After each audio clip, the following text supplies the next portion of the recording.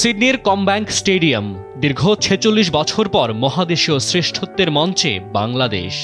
Asian কাপের মঞ্চে দাঁড়িয়ে যখন বেজে উঠেছে আমার সোনার বাংলা, বাংলাদেশের কোটি ফুটবল প্রেমের হৃদয় আবেগে আপ্লুত হতে বাধ্য।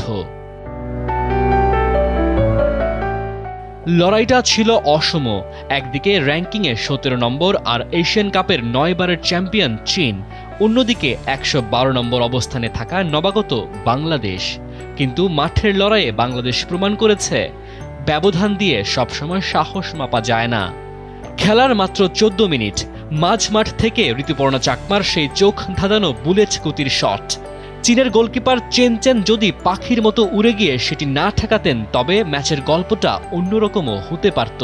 চীনের রক্ষণকে কাঁপিয়ে দিয়ে বাংলাদেশ জানান দিচ্ছিল, আমরা কেবল অংশ নিতে আসিনি, আমরা লড়তে এসেছি। পুরো ম্যাচে চীনের দাপুটে ফুটবলকে রুখে দিয়েছে বাংলাদেশের লড়াকু রক্ষণভাগ। শিউলি আজিম আর গোলকিপার মিলি আক্তারের দৃঢ়তায় বারবার হতাশ হয়েছে চীনা স্ট্রাইকাররা।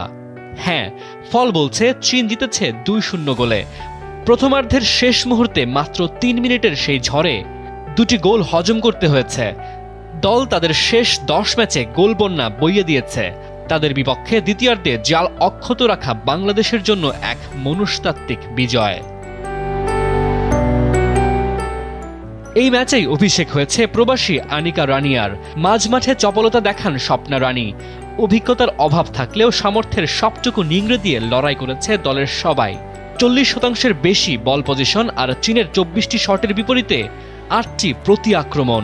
এই পরিসংখ্যানই বলে দেয় বাংলাদেশ ছেড়ে কথা বলেনি। চীন জিতেছে শ্রেষ্ঠত্ব দিয়ে, কিন্তু বাংলাদেশ জিতেছে হৃদয়। স্কোরবোর্ডে হারলেও আগামীর জন্য এক বিশাল আশার বীজ বুনে দিয়ে মাঠ ছাড়ল লাল সবুজের বাঘিনীরা। আগামী শুক্রবার উত্তর কোরিয়ার বিপক্ষে দ্বিতীয় ম্যাচ খেলবে বাংলাদেশ। ডেস্ক রিপোর্ট, সময়ের আলো।